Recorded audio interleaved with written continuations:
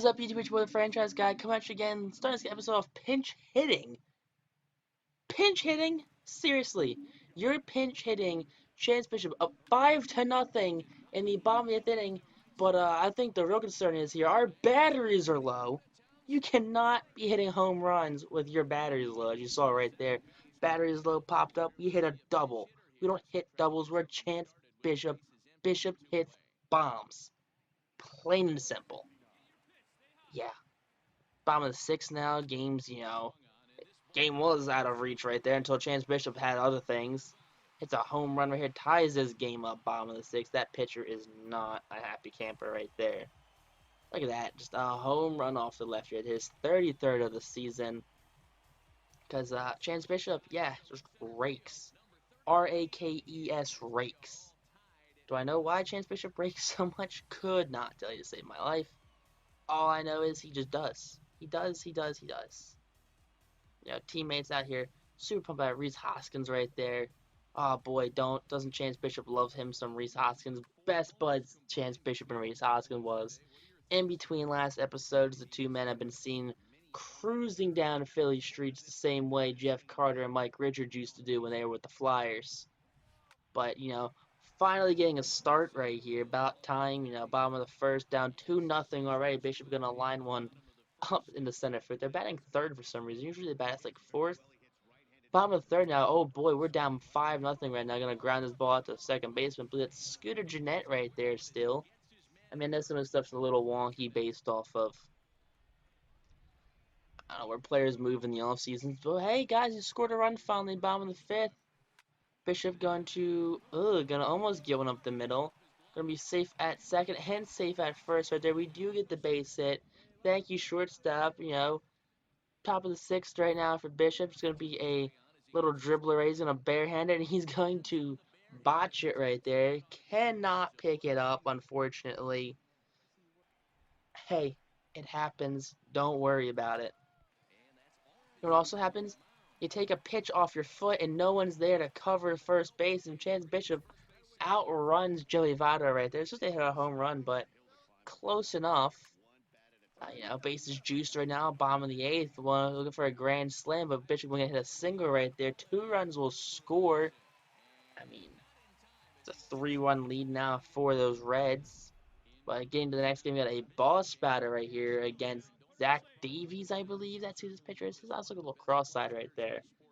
I mean, San Diego Studios does a great job with this game, with the graphics, all that fun stuff. I mean, there's just a lot of, small nitpicky things that I'm here to complain about, especially with SDS. I mean, some of the models are a little wonky. Some of the animation is also a little wonky, like, pitching stances and batting stances. Just not 100% there. Another thing I have, just a little gripe with SDS is the trade logic.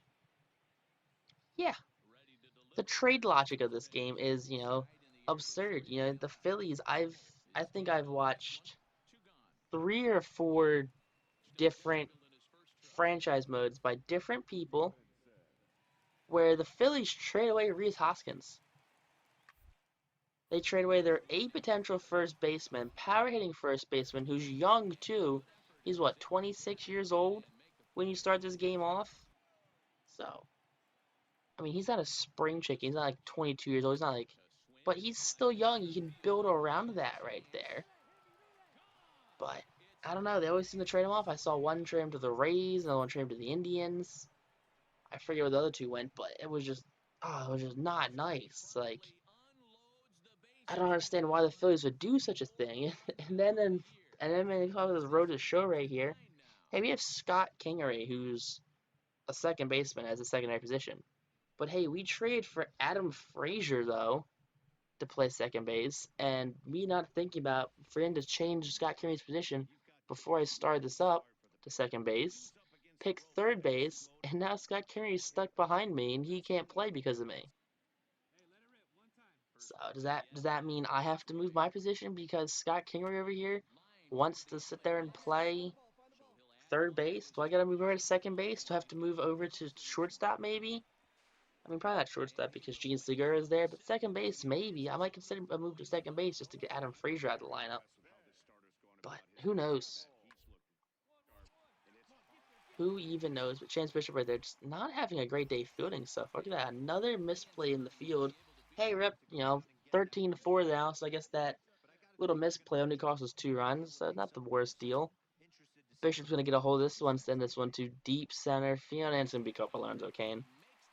Lorenzo Cain is too quick to misjudge balls in that outfield. It's a player the Phillies probably should have gone after, but Phillies like take the cheap way to go after players. I mean, yeah, like, oh well, we have Roman Quinn who's just as fast. It's like, yeah, he's just as fast. He also can't hit. Roman Quinn's like a super discount version of Lorenzo Cain. It's like, hey, you want a super speedy, fast guy to cover center field? Great. Here's another Ben Revere.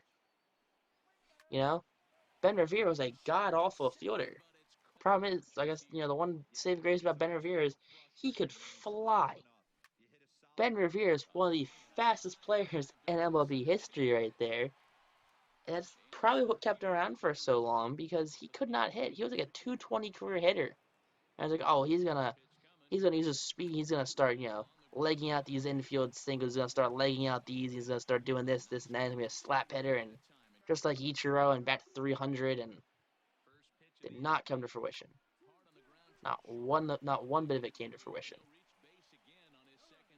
But up 15-0 though, so got the win. But back to pinch hitting now. So I think we're pinch hitting against lefties. That's left, right. So as we start against righties, we get benched during lefties for some unknown reason. Could not tell you why. Does not make one bit of sense to me. I mean, we're in 81 overall. We have tons of home run potential right here. I mean, look at that pinch hit home run bottom, top of the sixth right there. Ties his game up. I mean, just why are you pinch hitting us? Why are you benching us? What did we do wrong? I mean, am I hitting too many home runs? Am I hitting them too far? Am I hitting them too hard? Is there something you want me to stop doing? Do you want me to hit more like Maikel Franco? Do I need to bat 230 for a month and then come out super hot for a week and a half, hit a bunch of home runs, and then I have to hit 230? Do you not like my elbow drops? I mean, just tell me what you want from me, coach. Just let me know what you want. Let me know and I'll do it for you. Literally, coach. Just tell me what you want. I mean, makes episodes go by super quick, though. I don't have to play as much games, I don't have to play as long. I mean, all you gotta do is just, one at bat, hit a ground ball up the center right here. I don't do the base running because I always hit like a first base or a third base, and so you can't really run all that well. So I see no point of, you know, running the bases. But next game, we're gonna get the start right here. Very rare start, so I guess it is, a righty on the mound. For whatever reason, I mean, I know our lefty stats aren't the greatest. I know we definitely better against righties. Um, but I know at the time of, I guess, voice since over, my lefty contact's like 75. 72, 75 range, 70 at the lowest. But it's in that mid 70s range. Same with contact righties, so there's really no difference. I mean, my power righties is like an 85, and I have the diamond bat right there. That gives you the +6 contact, +6 to power too. So even then, I'm getting +6 to whatever I have, so my contact is even higher than what the base stat says. So, do I know why the show wants me to ride the pine? No. Do I not draw enough walks? Probably. Do I strike out a little too much?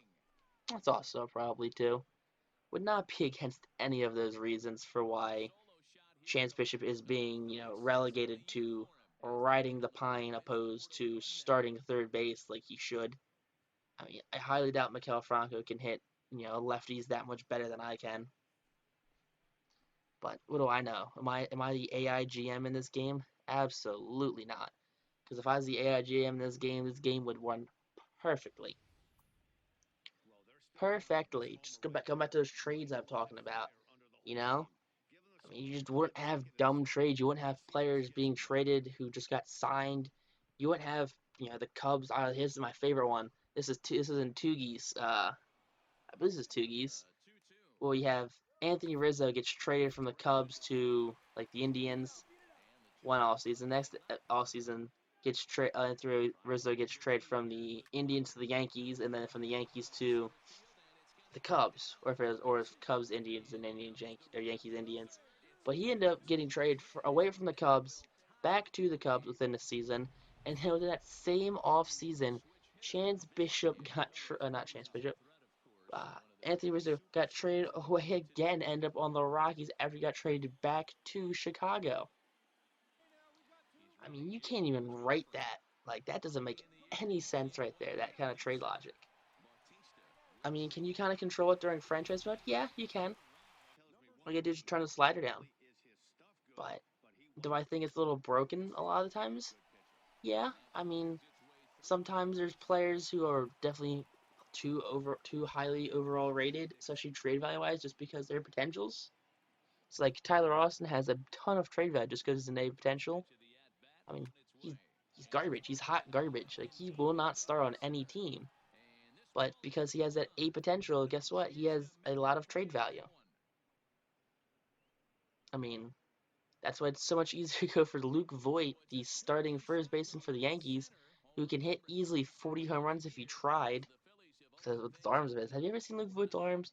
Luke Voigt's arms are like two, like two Saquon Barkley calves just on that man's torso.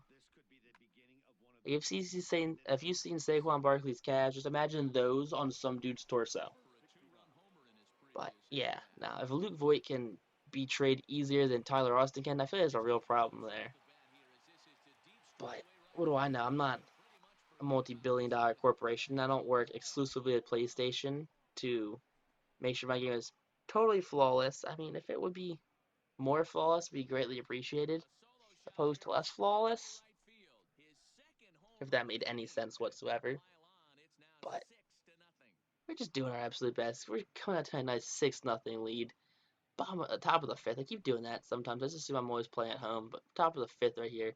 Elbow drops them in front of the home crowd. The home crowd showing up in great force right now for teams literally getting blown out to Kingdom Come. Let's get a replay of that right there. And those fans just knew it was gone. Look at that. That kid right there, that kid right there, front row, just puts hands over his head. He knew he had just witnessed a murder. Top of the sixth right now, up 7-0 now. Jeez. Sorry, we're gonna mercifully fly out to the left fielder this time because we can't always hit home runs and score 30 runs in a game.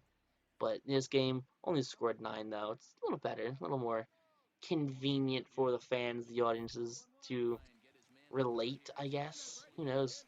But Bishop again having problems with the glove this episode and misplays that one. Top of the seventh right now, probably gonna be the last at bat. One man on, two out, 11-0, and Bishop's going to fly out to left fielder. That's a mercy fly out. But if you guys liked the episode, make sure you guys definitely like, comment, and subscribe. It does mean a ton to me. I do respond to every comment, or I might not respond right away, but I will respond to your comment as soon as I see it. But until next time, YouTube, peace out, rock on, stay classy, and have a lovely day, I guess. And go Phillies.